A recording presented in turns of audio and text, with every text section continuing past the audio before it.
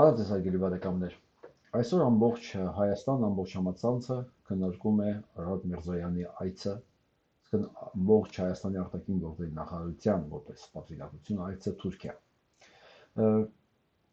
Տարբեր են գնահատական են, մարդիկ կան ոգևորված են, աննախադեպ հաջողություն են համարում, երևույթ է ինքնին հուսաձող են համարում, ես չգիտեմ ինչն է իրենց համար հուսաձող եւ ինչ հույսեր են կապում այս հանդիպումների հետ։ Բայց ես պետք է ասեմ, որ սա ոչ առաջին դեպքն էր, ոչ երկրորդ դեպքն է, ոչ էլ վերջինն է լինելու, որ այս իշխանությունները աշխատում են ամեն ձև կանգնեն թուրքական իշխանությունների կողքը։ Ինձ ուղղակի մի հարց է ամենաշատը անհանգստացնում։ Ինչու է Հայաստանը այսքան հապշտապ փորձում փրկել Թուրքիային։ Ոչ միայն հումանիտար օգնություն։ Հումանիտար օգնության հարցը չի։ Լավ, կարելի է ընդունել, մարդիկ են զոհվել, խնդիր կա, հումանիտար խնդիր կա, չնայած Հայաստանը ինքն է հումանիտար աղետի առաջ կանգնած իդեպս Արցախին։ Մենք գերիներ ունենք թուրքական բանտերում, չասեք թուրքական չի, ադրբեջանական է, 2.5 տարի արդեն։ Մենք գերիներ ունենք, այդ հարցը լուծված չի։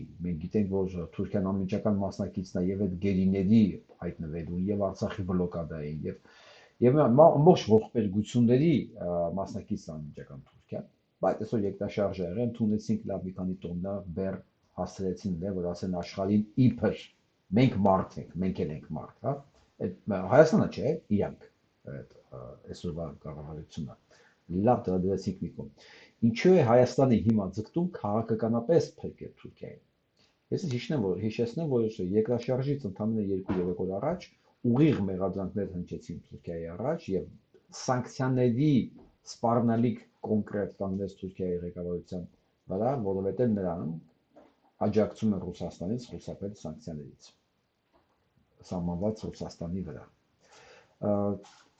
Ամենավատ տեսքով էր նկարագրվում վերջին օրերին միջև երկրաշարժը Թուրքիան քաղաքական իմաստով։ Ես 2 օր առաջ տեսա, որ ուկրաինական նույնիսկ ռուսաստանագերությունները, մեկնաբանները տեսնելով թուրքական այդ շինարարությունների վիճակը, բաց խոսում էին Թուրքիայի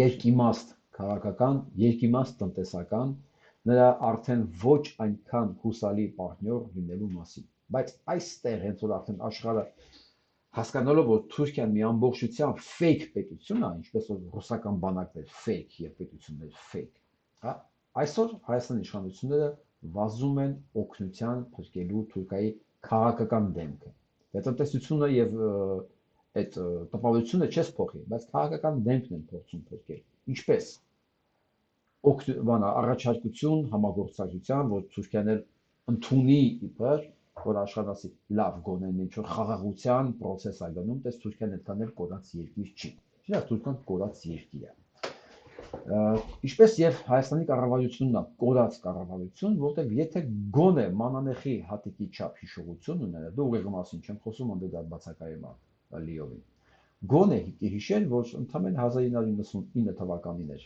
Թուրքիայի նմանատիպ երկրաշարժ եւ ամեն ինչ առաջնային հասավ իր մոտիկ կանգնած Հունաստանը։ Երկիրը գրեթե ամեն ինչ արեց, էլ սնունդ էր ուղարկում, էլ գումար էր ուղարկում, էլ փրկարարներ էր ուղարկում։ Չանցավ մի քանի տարի նույն պատերազմի սպառնալիքները, հիշենք, որ 2020 թվականին ամռանը արդեն լուրջ հարձակում էր պատրաստվում Թուրքիայի կողմից, եթե գործին չխառնվեր Ֆրանսիան եւ ֆրանսիական սուզանավերն ու ինքնաթիռները ոչինչ չբարձրանային։ Դա նույն Թուրքիան է, նույն Թուրքիան է, որի սիմվոլը գայլն է, որ գայլին իրենք որպես սիմվոլ են, իսկ իրենք նույնացնում են գայլի հետ, իսկ գայլը ինչ է, գայլը շատ խելացի կենդանի է, խելացի ոհմակով գործող եւ ամենակարևորը չընտելացող, գայլին ընտելացնել ուղղակի հնարավոր չի, գնացեք ուզում եք ցանկացած կրկես, տեսեք կարողանում է մեկը գայլ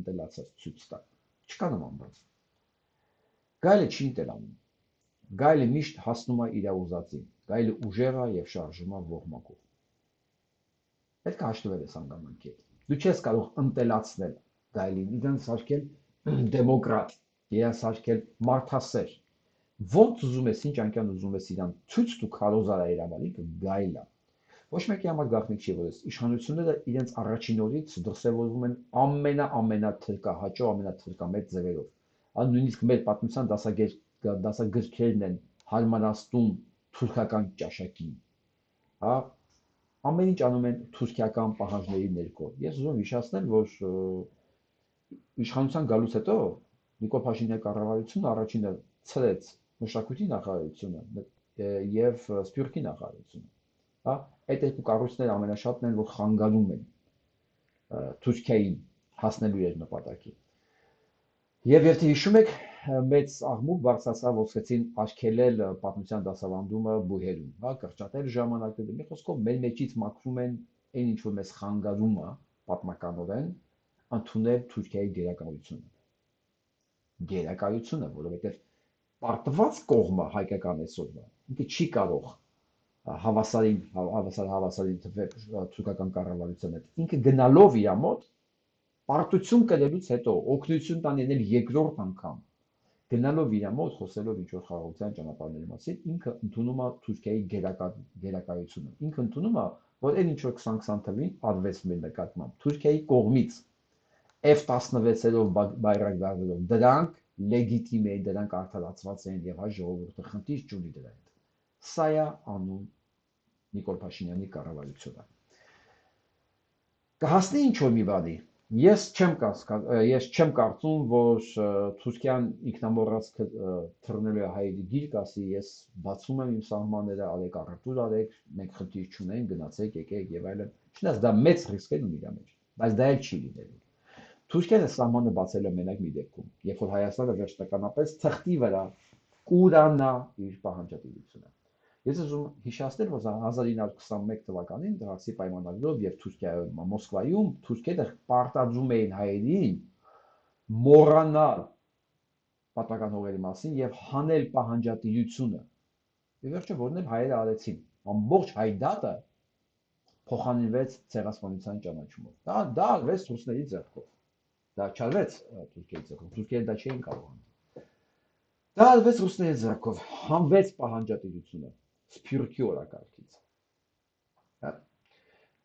Ցեղասպանության հանգամանքը օգտագործեց ռուսների կողմից, երբ որ պետք էր արդեն ազդել Ամերիկայի հետ մերձեցող Թուրքիային, երբ պետք էր սանձել նրան, հա, ինչ որ ձևով դա մասկցեց հայ շարժումները Հայաստանի մեջ, հողեր են ուզում, հողերն են ուզում, բարձրացավ Ծիծեռնակաբերդը եւ այլն եւ այլն։ Դրանք Թուրքիայի դեմ ճնշումներ գործադրելու համար էր, որ հիշեցնել, որ մենք ստեղ խնդիր ունենք եւ դու նպարկ ես։ Մեզ ասելով սովետական միությունը, որտեղ Հայաստանը դրան դիմացն էր։ Սա է Նիկոլ Փաշինյանի կառավարության բնույթը։ Բայց ես մի բան պետք է ասեմ։ Եթե հիմա կլինեն մարդիկ, որ կասեն, մենք հավերժ չենք կարող մնալ թշնամի, մենք մի օր պետք է սահմանները բացենք եւ խոսենք, ես կասեմ, այո, դա մի օր կարող է լինի։ Բայց գիտեք, ով կարող է դրա մասին խոսալ, ով կարող է դրա վերաբերյալ բանակցել։ Ցանկացած կառավարություն, ցանկացած, բացի Նիկոլ Փաշինյանի կառավարությունը։ Նիկոլ Փաշինյանի կառավարությունը չունի բանակցելու համար ամենակարևոր հենակետերը, արժանապատվություն եւ հավասարին զգալու ունակություն։ Նա պարտված կառավարություն է եւ արժանապատվությունից զուրկ կառավարություն է։ Հետևաբար Թուրքիայի հետ ոչ միայն չի կարող բանակցել, չի կարող, այլև իրավունք չունի։ Սա այսքանը Արարատ Միրզոյանի այցի եւ Նիկոլ Փաշինյանի սիրախաղերի մասին։ Նույնիսկ եմ ասում, Թուրքիան չի բացելու, քանի դեռ Հայաստանը պաշտոնապես չի ուրացել ցեղասպանությունը եւ պահանջատիրությունը։ Հա, պաշտոնապես։ Այս կառավարությունը առայժմ այդ լծակները չունի, այդ ամեն ինչին հասնել համար, չնայած շատ կուզեր։ Այսօր չունի, մի տարի հետո կարող է ունենա։ Հիմա այսան զուգահեռ ես ուզում եմ ձեզ ներկայացնեմ մի շատ հետաքրքիր քննարկում, որ տեղի ունեցել Վաշինգտոնում փետրվարի 13-ին, տեղադրվել է համացանցում այսօր փետրվարի 15-ին, կամ մի քանի ժամ առաջ, որտեղ Հուդսոնի Ինստիտեւտը, որը մտքի think tank է, մտագրողների, մի խոսքով, երասկամիկ ինչ է նշանակում think tank, մտային կենտրոն, գաղափարների կենտրոն, մտային կենտրոն, քաղաքական կառույց է, քաղաքական ինստիտուտ է, քաղաքական հարցերով վերլուծություններով զբաղվող։ Ու այդ Ամենակարևոր ինստիտուտներից մեկը, որ գտնվում է Վաշինգտոնում, այսօր քննարկում է մի հարց, որի այս հատվածներ կներկայացնեմ հիմա ձեզ ամենակարևորները, այսպիսի վերնագրով. նախապատրաստվենք Ռուսաստանի մասնատմանը։ Այն, ինչ որ մենք տարիներով ասել ենք, հա, Ռուսաստանը գնալու է եւ մասնատվելու է։ Ռուսաստանը վերջը դա է։ Այստեղ ուրիշ կարծիք չի կարող լինել։ Ուրեմն նայեք, հաղորդումը 3 ժամ 6 րոպե է տևում։ Բնականաբար ես այդ ամբողջը ձեզ հիմա չեմ վերլուծի ձեր հետ չեմ թարգմանի։ Մի քանի հատվածներ բացում եւ ուկրաինացի հյուրի, հա, ելույթը, որը Zoom-ում կա, այնտեղ շատ լուրջ մասնագետներ իրենց զեկույցները կարդան, դա շատ երկար է, 3 ժամից ավել։ Հա, ես նայեցի, հասկացա, մենակ ավելի լավ է ես նշեմ են կարևոր կետերը, որտեղ իրենք եզրակացությունների մեջ ուղղակի չեք պատկերացնի, ասես մեխում են անում, չէ՞։ Եվ ուկրաինացի հյուրի կարճ ելույթը կթարգմանեմ ձեզ համար, որ հասկանաք Ուկրաինայում ինչպես են պատկերացնում եւ ինչպես են ներկայացնում աշխարհին եւ իրենք աշխատում են այդ ուղղությամբ։ Ինչի՞ եմ էսի կարևոր համարում, որտեղ Ուկրաինայի քաղաքական այսօր ցանկացած օրակարգ աշխարհում դա շատ կարևոր է։ Շատ կարևոր է ու առաջնային է, որովհետեւ այսօր Ուկրաինան իր վերցրել է աշխարհի թիվ 1 ագրեսորի հատվածները, հա։ Հետևաբար իր կարծիքը եւ իր տեսակետը այդ նույն ագրեսորի վերաբերյալ եւ ինքը ոնց է պատկերացնում այդ հարցի լուծումը աշխարհի համար շատ էական է, որովհետեւ ինքը առաջի զոհն է դրան եւ ինքը շատ փաստարկված ներկայացնում է։ Հիմա կլսենք բացումը եւ կլսենք ուկրաինացի հյուրին, ես ընթացքում անշուշտ կթարգմանեմ, հետո կանցնեմ այն հիմնական կետերին, որոնք ես առանձնացրել եմ։ Փոխարեն այս ամբողջ հսկայականը թարգմանելով, որ 5-6 ժամ կարող է տևեր, իմաստ չունի։ Սկսենք։ All right, good morning, ladies and gentlemen. Thank you for coming here today to this event, preparing for the dissolution of the Russian Federation that's co-hosted. Ասում եմ շնորհակալություն, որ ես երեկոյին եկեք ես իրադարձությանը, որը քննարկելու ենք, պատրաստվում ենք Ռուսաստանի մասնատմանը. Between the Hudson Institute and the Jamestown Foundation. While it is unknown when Russia's full scale of invasion of Ukraine will end, a Russian defeat would likely mean an end to the Russian Federation as we know it today, certainly as we see it on a map today. Պատմեմ, որ կազմակերպիչներն էին իրենք եւ արդեն ուսանունը, պատերազմի մասին, որ Ռուսաստանը սկսել է սանձազերծել է պատերազմ, որը արդեն ակնհայտ է, որ պարտվել է. Because of the Kremlin's decision to attack Ukraine, Moscow's once extensive influence across the Eurasian landmass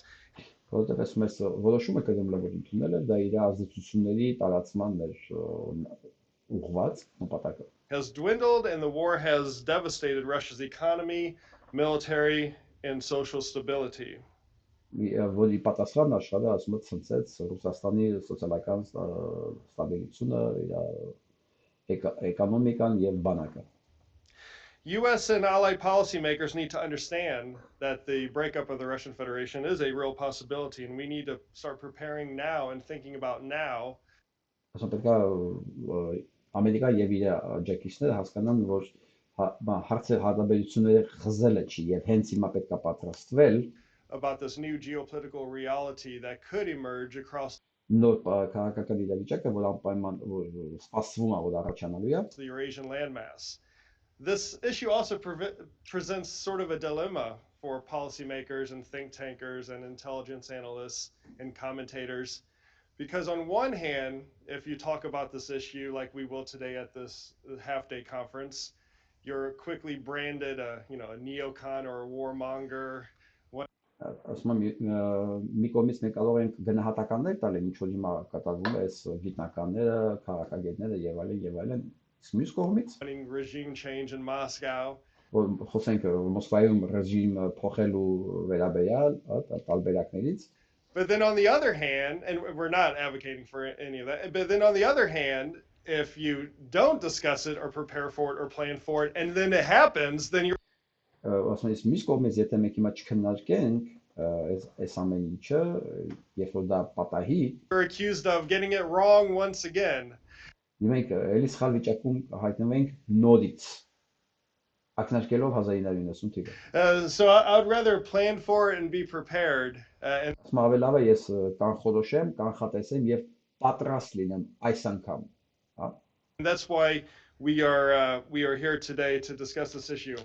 Ասում այդ համար հիմա հավաքվել ենք։ Իսկանում հասկացանք հիմա իրանք ընդունում են որ 1990 թվականին իրանք պատրաստ չեն եղել, այդ մասին իրանք ասեն հետո, պատրաստ չեն եղել այդ զարգացումներին։ Իրանք հասկացել են որ պետք է թույլատրել սովետին։ Դա ծրագրված ես չեմ կասկածում մի վարքյան արել են։ Հետևանքներին, իրանք խոսում են որ հետևանքներին իրանք պատրաստ չեն եղել այդ աստիճան, այն ինչ որ իրանք արդյունքում ստացել են մի բան, որ իրանք չէին կանխատեսում։ We have two fantastic panels to discuss these issues in more detail. But before we start, we have the panels. We have a fantastic keynote speaker, all the way virtually from Ukraine. Alexei Goncharenko, MP. Alexei is a member of parliament for a region near Odessa. Odessa regionից parlamentu And he has been in parliament since 2014. He's a member of the European Solidarity faction. Եվրոպական կառույցների անդամ 14 թվականից պատգամավոր։ He is also the Ukrainian Rada's. He's a member of the Ukrainian Rada's delegation to the Parliamentary Assembly of the Council of Europe, or Եվրոպական խորհրդի ուկրաինական դելեգացիայի անդամ է։ PACE, where he also serves as the vice president on the PACE Committee on Migration, Refugees, and IDPs. Before entering Parliament, he had a very distinguished career in local government. And he has also completed medical school. But he chose a life of politics instead of medicine. And I'll tell you what, the people of Ukraine should be very grateful that he chose this path.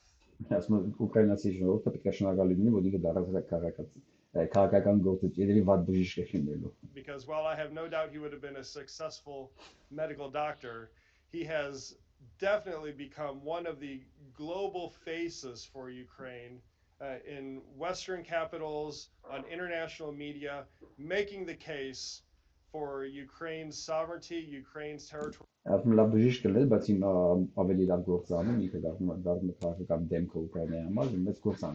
Integrity and Ukraine's defense. But he's also getting ahead of a lot of us on the issue of the future of Russia, and he was a co-sponsor for a resolution. Բայց ասում եմ նաև Ռուսաստանի ապագայի հետ կապված մեծ պատկերացում ունեն հստակ ծրագիրը։ Several months ago in the Ukrainian Rada, titled Resolution on the Recognition of the State Sovereignty of the Chechen Republic of Ichkeria. Նաև այդ Իչկերիայի որպես Չեչնիայի ռեսպուբլիկայի այդ նախագծի հեղինակներից է եղել, որտեղ մինչդեռ ասեմ, եթե չգիտեք, Ուկրաինայի Ռադան ճանաչել է Չեչնիայի անկախությունը, բայց Կադիրովը տեղ կապ չունի։ Չեչնիան արդեն ունի ճանաչված Ուկրաինայի կողմից ճանաչված կառավարություն, արտագնա։ And it passed the Rada on July 14th, and President Zelensky announced that the foreign ministry will be looking into this issue. And as a good president and with checks and balances, I think he also reminded the Rada at the time that the recognition of states is a prerogative of the presidency. But it certainly sparked a discussion and debate, not only in Ukraine about what a breakup of Russia might mean, but also for the policy community in the Western.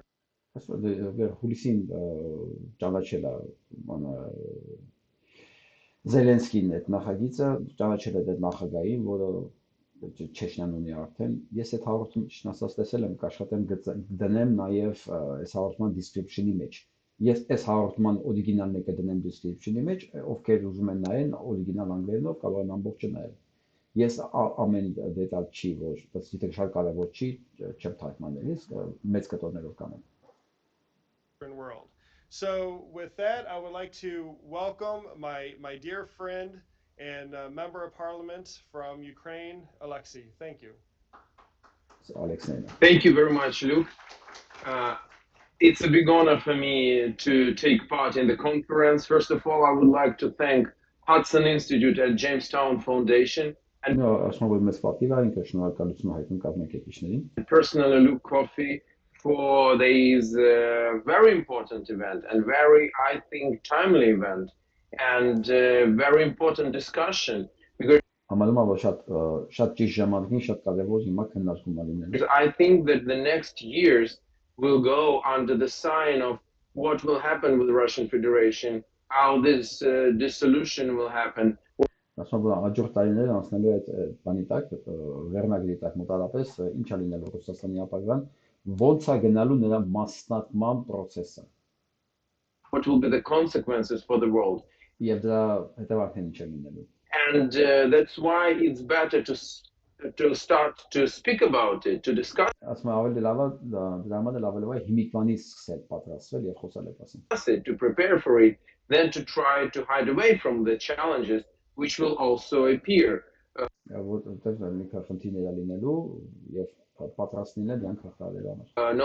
questions about this. The Russian Empire is a great challenge to the world security and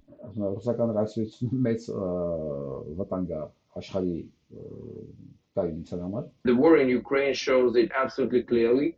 But the dissolution of Russian Empire, called today Russian Federation, but it's absolutely the same empire.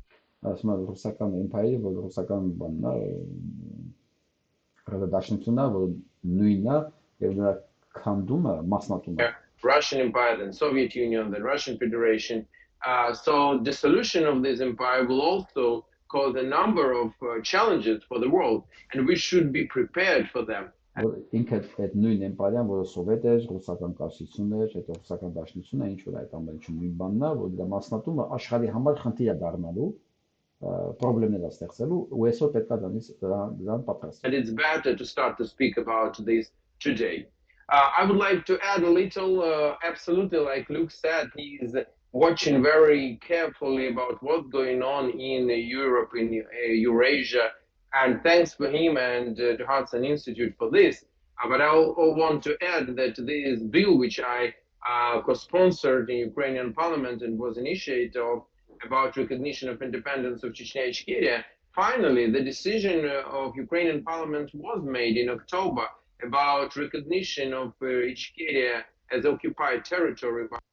Վերջապես հոկտեմբերին հաստատեն եղավ այդ լսումներ եւ ճանաչեցին Չեչնիայի անկախությունը եւ այն փաստը, որ նա օկուպացված է եղել ռուսների կողմից։ By Russia and recognition of genocide committed by Russians against Chechen people. Եվ նաեւ ճանաչել այդ ցեղասպանությունը կատարված ռուսների կողմից։ Ուկրաինայի Ռադանը դա ճանաչել։ In 1990s. And after. So that's already happened. Also, I sponsored the bill about recognition of genocide of Cherkessian people. And that is also an important issue because that's happened in 19th century. But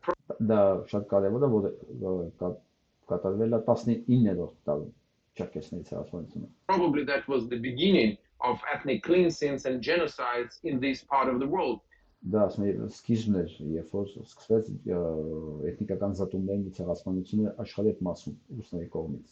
So, unfortunately, Russia continues to do this. Today, they are committing genocide against Ukrainians. On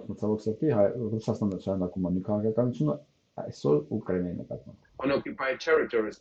And it shows us one thing, and I think we need to say it absolutely loudly, that, Russia is the last colonial empire in Europe. And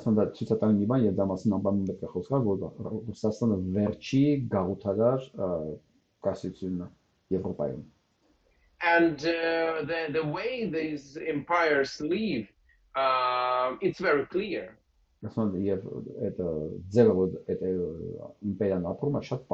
It's by using people as a fuel. Օգտագործել ժողովրդին որպես վառելիք, fuel, այսինքն բենզին կարող է այդ իմաստով վառելիք, էլի։ These empires are not interested in developing. Կայսությունը հետաքրքրված չի զարգանալու մեջ։ Empires like this, they're not interested in developing the territory. They're not interested in the quality of life in their countries, because like near 10% of Russian people today are deprived from basics, from sanitation. They don't have. Ասում որովհետև զարգանալու մասին չի մտածում, որ 10% ասում պարապում են աղքատությունից, ասում տարական սանիտարական պայմաններ չունեն։ Toilets in their houses, they go. Ասում 10%-ը նույնիսկ տոալետ չունի տաներում, բանում դուրս են գնում։ Outside, and it's in 21st century one of the wealthiest countries in the world. Maybe the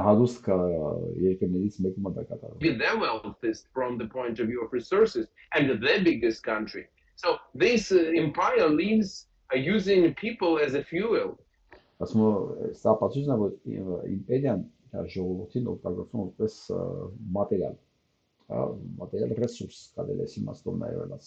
And we can see it. We don't need to go far away in some 19th century, but we can see it just during the last 20 years. When Russia finally suppressed Chechnya,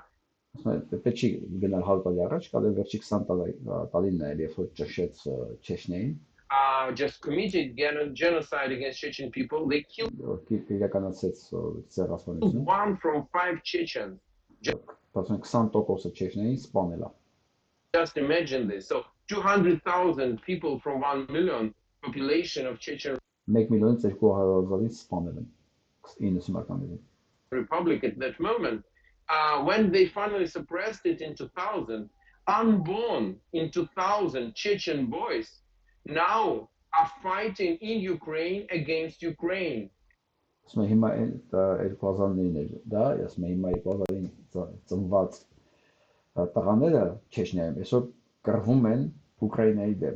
And killing Ukrainians and dying themselves on Ukrainian soil. In 2008, Russia occupied, and there was a war against Georgia.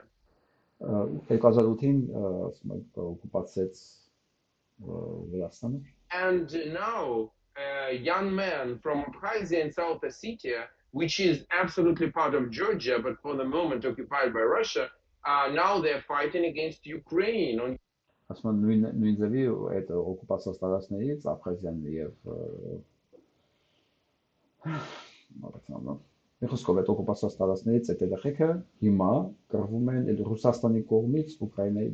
Ukrainian soil. In 2014, Russia occupied Crimea and part of Ukrainian Donbas. And now they are taking men from these territories to fight against their compatriots.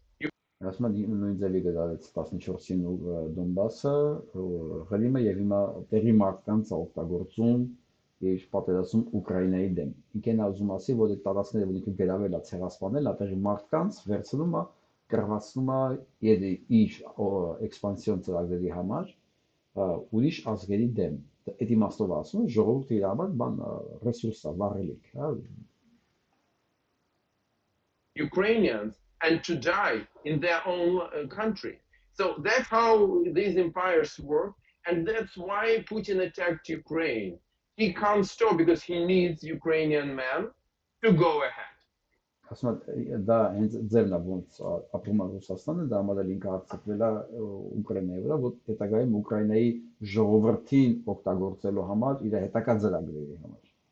To attack Lithuania, Latvia, Estonia, to finish with Georgia, to հարձակվի դիպլոմատիկայի երկրների վրա, վերջացնի Վրաստանի հարցը այդ ռեսուրսով էլի. Attack Moldova. Just watch what's going on now in Moldova. It's right now. Today, the airspace in Moldova was closed for part of the day because of some drones there, probably Russian drones there.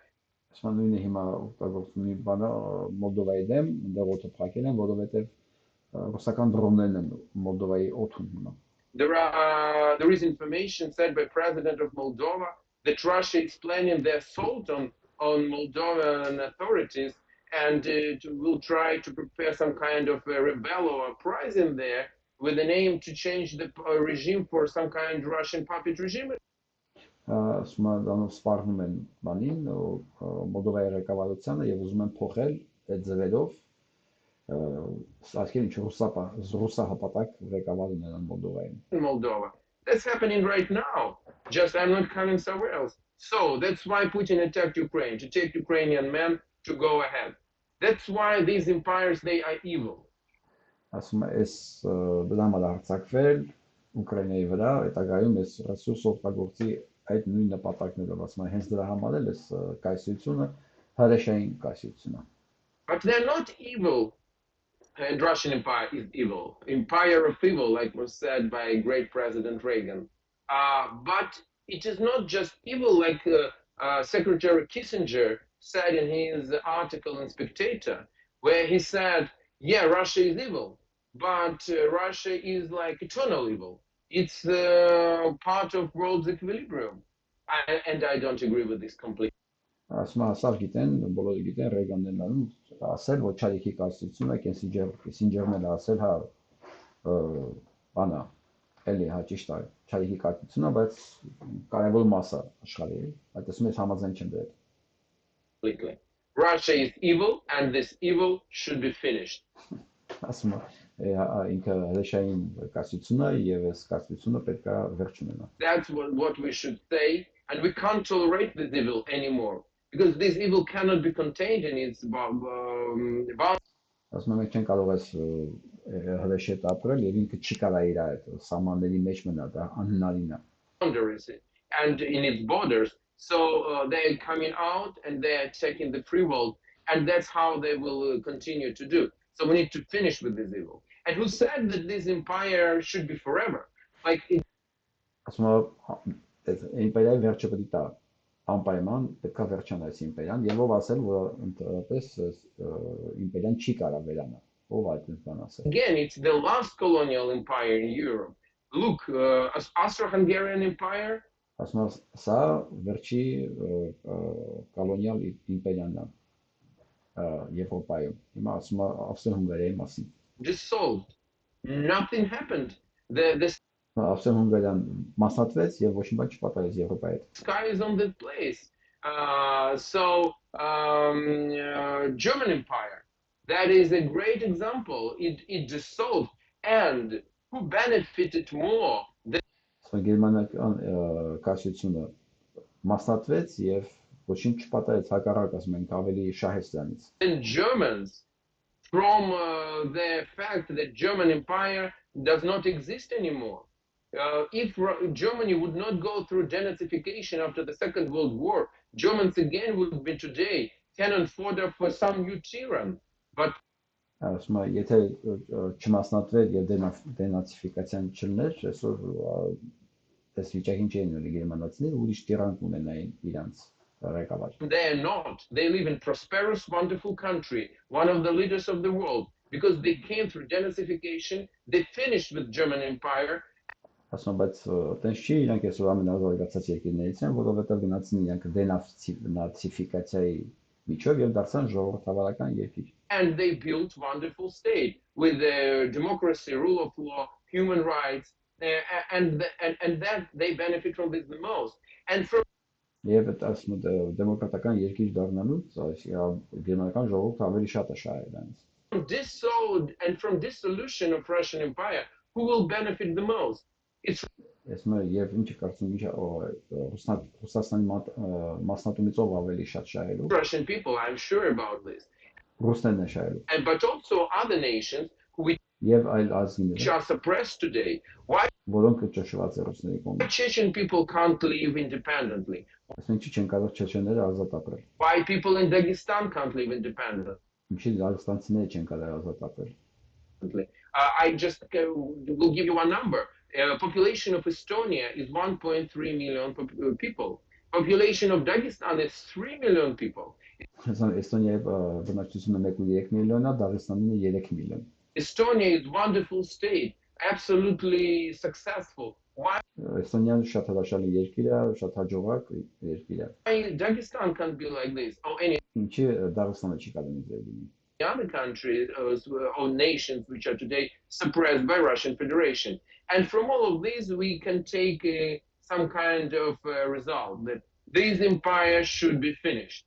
And Եվ ասենք կարելի է եզրակացությունը, որ այս իմպերիան պետք է վերջանա։ Ես ուզում եմ դուք այս երևի արդեն 10-րդ անգամ այս նույն նախադասությունը, որ իմպերիան պետք է վերջանա։ Ես ուզում եմ լուրջ ընդունեք սա։ Սա մենակ մենք չենք ասում, մենք ասել ենք, որ այս իմպերիան հայկայվելու է, չէ՞, բայց ուկրաինացիները ամենաբարձր մակարդակով են ասում եւ բերում են օրինակներ, եւ սխալ օրինակներ չեն։ Հետագա ընդհանրապես 12 րոպե է անցել այս հաղորդումից 3 ժամվա մեջ բոլոր զեկուցողները բառացի տարբեր տեսակի փաստերով հիմնավորում են ինչու է դա հնարավոր եւ ինչա պետք անել, որ մեծ կատակլիզմներ չլինեն։ Եվ դա հնարավոր է եւ բոլոր հիմքերը դրա համար կա։ Ես կասեի նույնիսկ դա արդեն անխուսափելի է։ Սա իրանց կարծիքով եմ ասում։ Սա Վաշինգտոնում գործող մտավոր կենտրոնների, think tank-ների ամենահզոր ինստիտուտներից մեկն է, սա այս քննարկումը,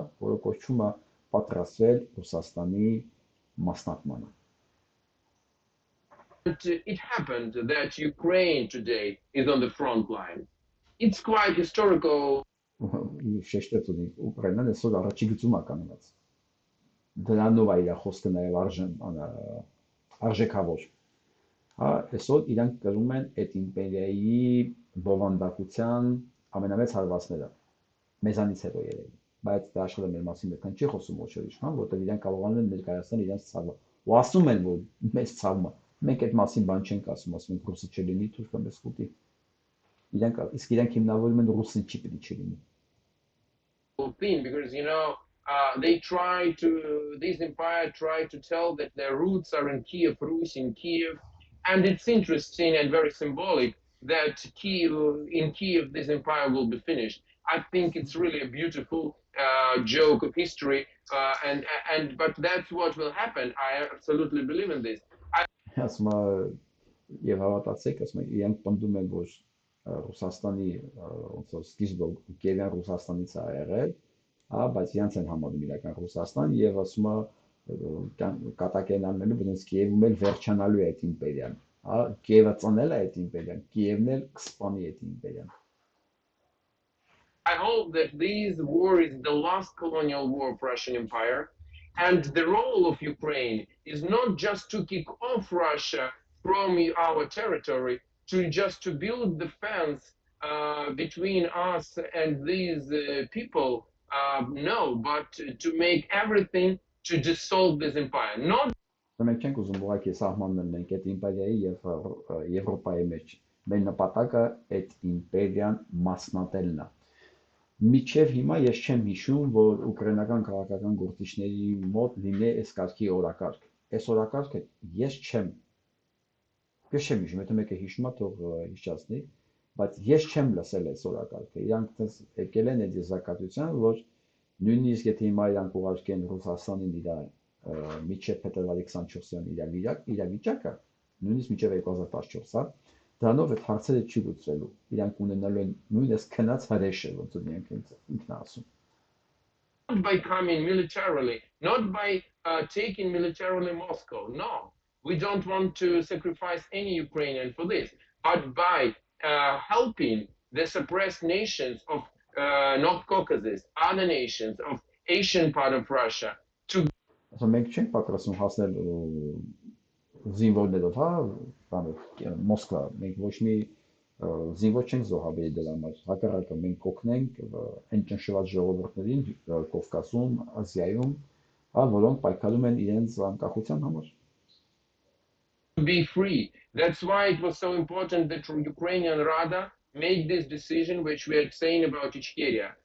Դա համար է կարևոր, որ Ուկրաինայի Ռադան ճանաչել է Իչքերիայի անկախությունը։ Իմ դեպքում ես հանդարտ կարծեմ հաղորդումներից մեկում ասացի, որ ոչ միայն Չեչնիան, Դաղստանն է սկսել անկախության շարժում, Յակուտիան է սկսել անկախության շարժում, ես մի ռեգիոն կա, ես հիմա որ հիշեմ, կասեմ, այդ ռեգիոններում գնում է լուրջ, հա, բանը Բաշկիրիա, եւ Բաշկիրիան է սկսել անկախության շարժում, լուրջ, շատ լուրջ տեսահոլովակներ են տարածում, դերականություն է տպվում այնտեղ, պատմական, որը հիմնավորում են թե ռուսները ոնց են իրենց ցեղասպանել։ Այսինքն ժողովուրդը սկսում է իր հակառուսականությունը բերել առաջ։ Այսինքն արտանում է, սկսում է կարդալ դրա մասին, դա անհետևանք չի անցնում սովորաբար։ I will continue to push this, and I have an honor to be head of caucus in Ukrainian parliament for free caucuses. Also, don't forget about Belarus, which is today occupied by Russian Empire. Ռուսաստանի Բելարուսի մասին էլ մի մոռացեք, որը օկուպացված է ռուսական կայսրության կողմից։ Միջադոց գիտեք երևի, որ Պուտինի ու Լուկաշենկոյի համար դեր են արդեն պատրաստում Հագայի դատարանում եւ որոշում կա։ This big nation deserves all the right to be a member of free world. Դες բոլոր ազգերը, մեծ ազգերը ունեն իրավունք ազատ աշխարհի մի մասը լինել։ 10 million population nation, and it is today occupied. Again, I'm head of caucus for democratic Belarus in Ukrainian parliament because I really believe that is part of our work. Maybe we don't know how this war will finish. Maybe Russia will be defeated on the battlefield, but maybe Russia will first dissolve and then will go out from Ukraine, and that is absolutely possible, like it happened 100 years ago when Russian Empire collapsed. Like it պատմում որ տարբեր ձևերի կարող լինի Ռուսաստանի պարտությունը եւ Ուկրաինայում եւ մասնատման միջոցով, որովհետեւ մի բան եղել է 100 տարի առաջ, առաջին աշխարհային պատերազմը երևում ասի։ Just to remind you, it was not, military, the First World War was one of the reasons, but not the only reason for this. Առաջին աշխարհային պատերազմը պատճառներից մեկն էր ռուսական կայսրության մասնատման, բայց ոչ միակ պատճառը։ Internal things were probably more important. 30 years ago, Soviet Union collapsed. Again, the war in Afghanistan finished in 1989. That was one of these lost colonial war in Afghanistan. Ասում եմ նույն ձևի սովետի փլուզումներ, էլի պատերազմ ունեին Աֆղանստանում։ One of the reasons to collapse of Soviet Union, but not the only. And ինքը բերում է որ դա պատճառներից մեկն էր, բայց ոչ միակ, սովետի քանդամ, չնայած չեմ կարծում, որ պատերազմը քանդվել էր կապներ ընդհանրապես։ Maybe the military problems in Ukraine will be one of the reasons, but there are other reasons which will cause the dissolution of. Ուզում ասի, որ Ուկրաինայի պատերազմը կարող է լինի պատճառ, բայց մասնատվելու, բայց ոչ միակ պատճառ։ Russian Empire. That's what I believe in, and we should be prepared for this because there will be challenges. Who will control mass destruction weaponry? What will be happening in North Caucasus? What will Ասում եմ, պետք է պատրաստ լինենք, որտեղ լիքը խնդիրներ առաջանալու, ով միջուկային զենքը, տիրապետելու, ով ինչ է կատարվելու Հյուսիսային Կովկասի։ happen in Siberia? Maybe China will Սիբիրում ինչ է կատարվելու, կարող է Չայնան դեռ մտնի Չինաստան։ try to use this opportunity to fill the gap and this vacuum which will be created on the huge territories, and so on and so on. So there are a lot of questions, but let's start to prepare for them. And Լիքը հարցեր առաջանալու, որտեղ կարող է Չինաստան ուզենա դատարկությունը լսի, վակուումը լսի, ասում լիքը հարցեր անելու եւ այսօրվանից է պետք պատրաստվել դրան։ one of issues which I am sure that you will have that we will have today a great discussion during this conference. But one thing I want to tell you, it's about nuclear weaponry, and it sounds like this. We should say, and it should be our objective, Russia also should be denuclearized. Որոշեցին, որ Ռուսաստանը պետք է ապամիջուկանացվի, ասկի միջուկային զենք պետք է չունենա։ Not only de-imperialized, but also denuclearized. Ոչ պետք է իմպերիան չլինի, ավելի միջուկային զենք չունենա։ Because Russia does not deserve any more right to have nuclear weaponry. Ոչ մի իրավունք չունի այլևս միջուկային զենք ունենալու Ռուսաստանը։ Because the whole idea of nuclear weaponry club was that in this club, countries who are inside, they should never ever use it even for blackmailing. And I am not even telling about to use them, but even as a blackmailing, as a threat, they can't do this. And Ասում եմ, որովհետև ոչ մեկ իրավունք չունի դա վախեցնելու համար օգտագործել միջուկային զենքը։ Russia is doing it constantly, you know this. And that means that Russia should be denuclearized. That's part of policy which should be absolutely fulfilled. It's not an easy task. I'm not saying that it's easy task. Անպայման պետք է իրականացվի եւ լսա որ դա հեշտ գործ չի, բայց պետք է արվի։ That's why such discussions are very important. Once again, we are ready in Ukraine for our new role in the world, to be one of the leaders of the free world, and we're ready for this. Ինքը բնդում է որ ասում ենք պատրաստ ենք լինենք աշխարհում այս գործի լիդերը եւ ասում եմ իրանք դրա հավակնություններ ունեն եւ դրա իրավունքները լրիվ վաստակել են ու այս քննարկման մեջ այսքան երկար ես ասեմ ոչ մի զեկուցող այսքան երկար ոնց որ չխոսած ինչքան այս տղան This is our pragmatism to fight for freedom because from freedom we benefit all.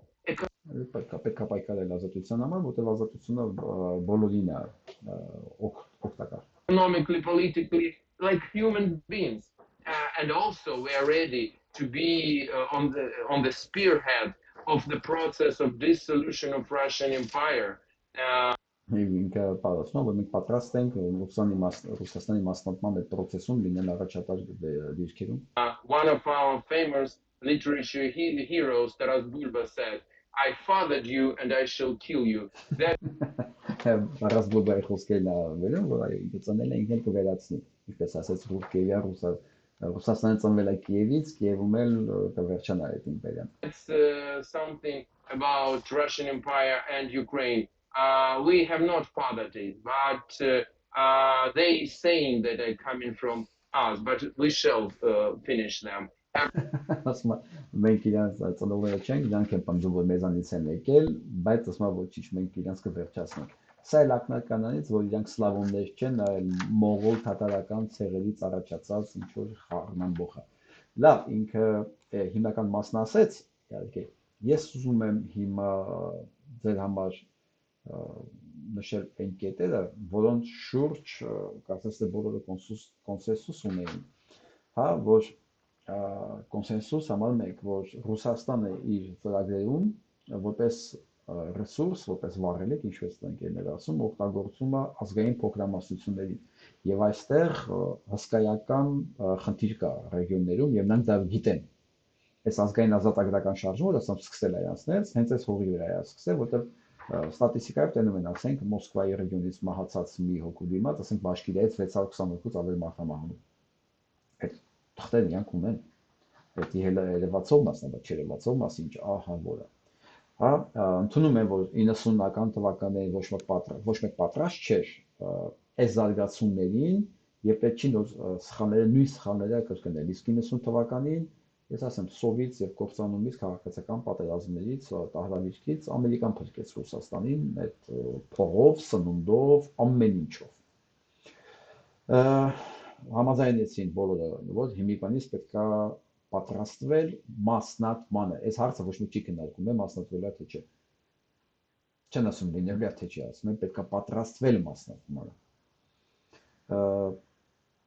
Շեշտում եմ, որ 22 ինքնավար հանրապետություն կա միավոր, հա, եւ շատ խնդրահարույց է լինելու այդ 22-ի հետ աշխատելը, որովհետեւ ինչպես հետո ավելի ներքևում մեր զեկուցողներից մեկն ասեց, այո, դժվարությունը կայանալու է նաեւ նրանում, որ մասնատումից հետո այս գծված սահմաններով նրանք չեն անկախանալու, որովհետեւ ծիծաղով ասեց, որ այդ սահմանները Ստալինն է գծել եւ այդ սահմանների հետ ոչ մեկ համաձայն չի։ Իշը մեկ չէ, մեր Արցախն ու Նախիջևանն ուղղակի Ադրբեջանին։ Ուրեմն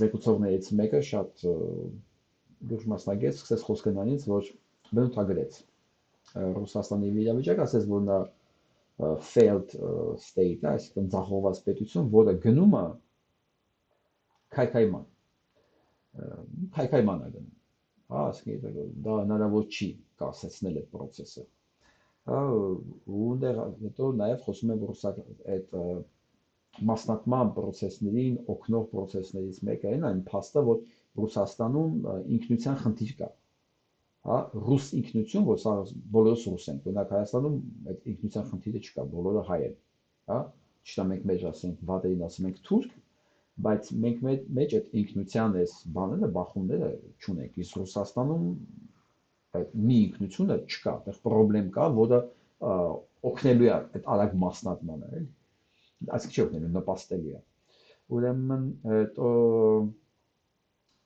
Ռուսաստանի մասնատման կարևոր բաներից շարժառիթներից են լինելու, որ այդ ռեգիոնները հիմնականում դրանք ազգային ռեգիոններ են։ Հանդը Բաշկիրիան, Չեչնիան, Ինգուշետիան, Դաղստանն, Յակուտներն եւ այլն, դրանք ազգային պետություններ են, ու դրանք մոտ ավելի հեշտ է լինելու անկախության process առաջ տանել, որովհետեւ ամբողջ Ռուսաստանում այդ մի ինքնությունը այդ չկա, որ բոլորս ռուս ենք, այնտեղ այդ բոլորը նպաստող են, ասած կոնկրետ հատիկ նշում են հանգամանքը, որ իրանց բերում է մտքին, որ Ռուսաստանի մասնատումը անխուսափելի է եւ հիմա պետք է պատրաստվելու դա։ Որ այս ամեն ինչին եւ մասնատմանը նպաստում են նաեւ սանկցիաները, ահավոր զոհերը, որ ինքը տալիս է, գնալով իրանք շատանում են, տնտեսական կոլապսի հավանականություն եւ ամենակարևորը ռուսական հրաշալի կոռուպցիան, որ այս ամեն ինչի մայրն է, այս պարտությունների, այսօրվա վիճակի, եթե չլիներ ռուսական կոռուպցիան, ռուսները երևի իրոք մի քանի օրում կհասնեին Կիև, բայց ռուսական կոռուպցիան դե քաղցկերը, ամենավատ ստադիայի քաղցկերը կոռուպցիան, ցանկացած երկրի մոտ քանդում ամեն ինչ։ Եվ ինչն են ասում, որ ճիշտ է չկա, ազգային ինքնության խնդիր, բայց դրա վրա կա մեծ ռասիզմ, ռասայական խնդրականություն, իրանք ոնց են ասում, ասենք չուրկեք, չորնաժոպի, խաչեր, մաչեր, ասենք այդ ռուսական կոնտինգենտը այդքան շատ դոմինանտ չի ռեգիոններում, բայց այս ռասայական խնդրականությունը կա, որը նույնպես իր չափով ինքը նպաստելու է այդ մասնատմանը, քայքայմանը։ Մյուսը, որ Ռուսաստանը արդեն պարտվել է պատերազմում, ոչ մեկ դրա չի կասկածում, դա ոչ մեկ չի մտածում, որ տենց չի։ Ռուսաստանը պարտվել է, հետևաբար պարտված երկիրը չի կարող իր ներքին այդ անկայունությունները լուծի, չկա դրա համար քաղաքական կշիռ, եւ ասենք լեգիտիմ կառավարություն, որ կարող ենք այդ խժդժությունները կանացնել։ Դա մնում է ուժի կերադրումը, որը բերելու է հակառակ բանի հետևանքների։ Օլիգարխները, որ օլիգարխներն իրենք առաջինն են փախնելու, որտեղ օլիգարխի հիմնական նպատակը ոչ թե երկիրը պահելն է, ինքը այդ բան չի, այդ մասնա, որ փողի համար ամենակարևորն է, ռուսական օլիգարխին առաջինն է փախնելու, ֆինանսներն առաջինն են փախնելու երկրից։ Սա է նպաստող բանը, այս քանդվելու, մասնատվելու process-ին։ Մեծ նաև այդ մասնատմանը օգնելու է, ճակերտով օգնելու է պաշտպանության նախարարության իրական բանակի եւ զինված մասնավոր խմբերի պոտենցիալ բախումները, որ կա բանակ եւ արդեն լիքը մասնավոր զինված խմբեր կան, որոնք պետությանը չեն ենթարկվում։ Դա էլ է լինելու մի ֆակտոր, որը այս կաթիլ այս մասնատման process-ի վրա անպայման իրանց քանդվելու է։ Բերեցին Յուգոսլավիայի օրինակը, որ ոնց էր մի քանի ստեյթերի բաժանվեցա ինքը միանգամից, որովհետև այս վիճական դեղեր, բայց ի տարբերություն, ասում են Յուգոսլավիայի, Ռուսաստանում խնդիրները ավելի երկար են տևելու։ Այս process ավելի դաժան է լինելու, քան Յուգոսլավիայում։ Ես հիշեցի Ռեզանովի խոսքերը, որ մի առիթով ասել է «Наша страна большая и будет гнить долго». Ես ուզում եմ թարգմանեմ հայախոսների համար, որ ասում եմ մեր երկիրը ռուսական հայտնի ռեժիսոր, որ Ռուսաստանը շատ մեծ է եւ դա նեղման process-ը շատ երկար է լինելու։ Մոսկվան ինքը Ռուսաստանը ինքը իրանից ներկայացնում է ոչ թե Ռուսաստանը, այդ ֆեդերացիան իրականում ինքը մոսկովյան կայսրությունն է, որտեղ ռեգիոններն օգտագործվում են իրեն որպես ռեսուրս։ Սա եւս մի հանգամանք իր անխուսափելի մասնատման համար։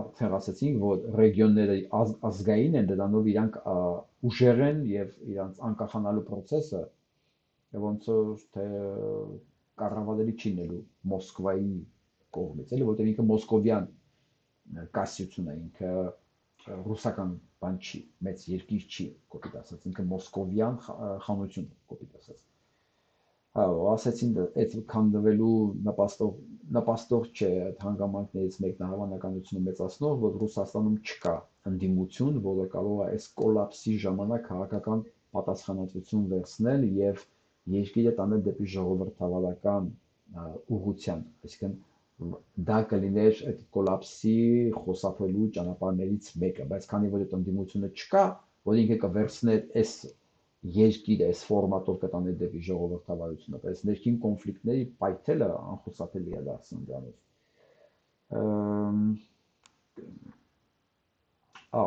Սա նաև նպաստում են հանգամանքը, որ մոսկովյան կայսրությունը, այդ մոսկովյան խանությունը ավելի մեծ սահմանափակումներ է մտցնում տարբեր ձևերով խոսքի, հա, վերառումների եւ ընդհանրապես երկրից դուրս գալու ներգալու գնալով ինքը այդ սահմանափակումները ավելի է խեղդում, այդ զսպանակը ավելի է սեղմում պայթելու հավանականությունը մեծացնելով։ Ես արդեն ասացի, որ նոր կազմավորված պետությունները իրանք ունենալու են ներքին մեծ խնդիրներ նաև, որովհետև ոչ մեկ այդ երկրներից մեծ անվանականությամբ չի ուզենալու այսօրվա իր սահմաններով առանձնանալ։ Մենք շատ բան գիտենք, որ Չեչնիան, Ինգուշետիան ունեն այդ խնդիրը։ Հա, Կադիրովյան ինչ պետք է փոխում է Ինգուշետիայից, զորքի դա ձեռնա, այսինքն զորք ունի, եւ Ինգուշետիան չի կարողանում ոչ մի ձև այդ հարցը լուծի, բայց բնականաբար այդպես չի կարող մնալ, որովհետև անկախանալու պարագայում նախ Կադիրովը դեռ չի լինելու հաստատ, չի լինելու, որտեղ արդեն Չեչնիան նոր անունով իջքեր ունի կառավարություն, եւ վստահ եղեք Կադիրովի վիզը կտրելու պատրաստ 200,000 սպանված Չեչենի հարազատներ կան կանգնած, եւ հենց ներսում եւ դրանից դուրս։ Հիմնականում սա է ես ուզում եի դեր այդ ամփոփել, ցույց տալու համար ինչա Ռուսաստանը, ինչ է մնացել Ռուսաստանից, եւ այս խոսքերս ապացուցելու համար ուզում եմ փոքրիկ հատված ցույց տամ Գիրկինը, ինչ գնահատական է տալիս այսօրվա ռուսական զորքին։ Գիրկինը դա Ստրելկովն է, Դոնբասի պաշտպանության նախարարը առաջվա, ինքը ռոզիսկի մեջ է գտնվում Ուկրաինայի կողմից որպես ռազմական հանցագործ, ինքը Դոնբասի ռազմական նախարարն է։ Բանը նախարար, ասենց ասել։ Հա, լսենք Գիրկինին ու երևի սանով ավարտենք։ Мы провалили специальную военную операцию. После того, как эти танки поступят, украинские танки ворвутся в Севастополь. С нашей стороны воюют откровенные бездари, тупицы, кретины и воры. Мы провалили специальную военную операцию. После того, как эти танки поступят, украинские танки ворвутся в Севастополь. С нашей стороны воюют откровенные бездари, тупицы, кретины и воры. Мы провалили.